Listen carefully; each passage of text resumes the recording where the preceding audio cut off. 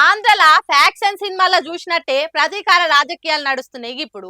మొన్నటిదాకా అధికారంలో ఉన్నప్పుడు బుగుల్ రంగు పాటోళ్ళు తెలుగుదేశం వాళ్ళ మీద ఏమేం చేసిండ్రో ఆగో అవన్నీ తిరిగి మళ్ళా ఎవ్వరు యాళ్ళకి అప్పచెప్తురు టీడీపోలు. దొందే ఉన్నారు.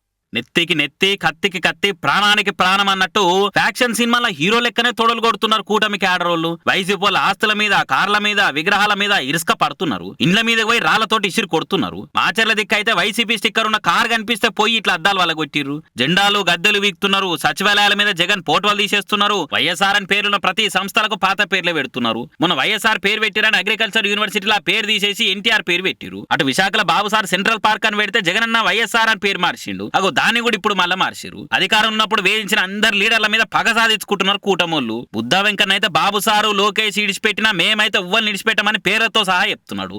కానీ ఎవరైతే ఈ పిచ్చి కుక్కలు ఈ కృష్ణా జిల్లాలో ముఖ్యంగా ఉన్నారో ఆ పిచ్చి కుక్కలు, ఆ పిచ్చి కుక్కల్ని వదిలే ప్రసక్తే లేదు. మేము దమ్ముగా వాళ్ళ అధికారంలోకి వచ్చిన మాట్లాడలా. నేనైతే అధికారంలో లేనప్పుడు కూడా చెప్పా, అదే కొడాలి నాని వంశీ మీరు నన్ను చంపేయండి 2024కి, లేదా మిమ్మల్ని వదిలే ప్రసక్తే లేదన్నా. అటు నేను అయ్యన్నా కూడా గంతే. మొత్తానికి ఇట్లా ఆంధ్ర లీడర్లు ఇప్పుడు ప్రతీకార రాజకీయాలు నడుస్తున్నాయి. మొన్న మన తాన అసెంబ్లీ ఎలక్షన్లప్పుడు ఇండిపెండెంట్ గా పోటీ చేసి ఓవర్ నైట్ స్టార్ అయిపోయింది కదా బర్రెలక్క అలియా శిరీష. పెద్ద పెద్దోళ్ళు అక్కకు సపోర్ట్ చేసేసరికి గెలుస్తదిగా, ప్రమాణ స్వీకారం చేస్తదిగా అన్నట్టే ఫీల్ అయిపోయారు అక్క ఫ్యాన్స్ అంతా. తీరా గెలవకపోయే అటెన్క మొన్న ఎంపీకి నామినేషన్ వేసింది. ఆడ ఆశలు కూడా అంగట్ల ఆవిరైనట్టే అయినాయి.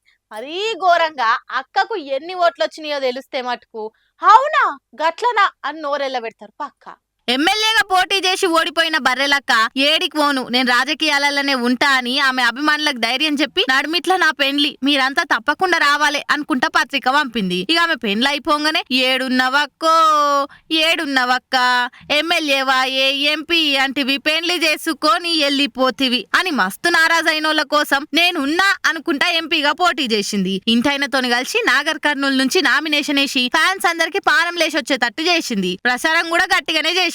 కాకుంటే తొలిసూరు వచ్చిన సపోర్ట్ ఇప్పుడు రాలే. కానీ అక్క కాన్ఫిడెన్స్ మటుకు ఎట్లకైనా నేను గెలుస్తా, పార్లమెంట్ లో గలమెత్తుతా అన్న నమ్మకంతోనుండే. కాకుంటే బెడ్సి కొట్టి అక్క మళ్ళా ఓడిపాయే. ఎమ్మెల్యేగా పోటీ చేసినప్పుడు 5754 ఓట్లు అందుకున్న బర్రెలక్క ఎంపీగా మటుకు 3087 ఓట్లే సాధించింది. అంటే మొత్తం పోలైన ఓట్లల్లా ఆమెకు 0.25% ఓట్లే పడ్డాయి అన్నట్టు లెక్క.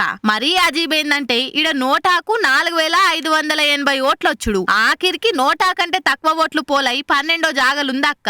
ఈ ముచ్చటెరికైనోళ్ళంతా గీ పాటికే ఆమె మున్పు చేసిన శపథాలు స్పీచ్లన్నీ కలగలిపి తీరుగా ట్రోల్ చేస్తుర్రు. ఇంకొందరు పెద్ద మనుషులైతే ఎందుకు బుజ్జి నీకు రాజకీయాలు, నిమ్మలంగా అత్త మామలు మొగుని చూసుకుంటా సంసారం చేయక కొట్టినాడు నిన్నెవడన్నా, అందిందే పట్టుకోవాలి గాని మనకు అందం దానికోసం దానిలాడితే ఏం ఫాయిదా అని ఉచిత సలహాలు ఇస్తుర్రు. ఇంకొందరేమో గెల్పో ఓటమో ప్రజాస్వామ్యం విలువ చెప్పేతందుకు పెద్ద పార్టీలను చూసి వెనకకు పోకుండా ఎవరైనా పోటీ చేయొచ్చని నిరూపించేతందుకు బానే దానిలాడుతుంది అని కామెంట్లు చేస్తుర్రు. ఇప్పటిదాకా ఈ ముచ్చట మీద బర్రెలకైతే ఎసొంటి రెస్పాన్స్ ఇయ్యలే. ఇక రేపో మాపో ఏదో ఒక వీడియో ఇడుస్తది కావచ్చు.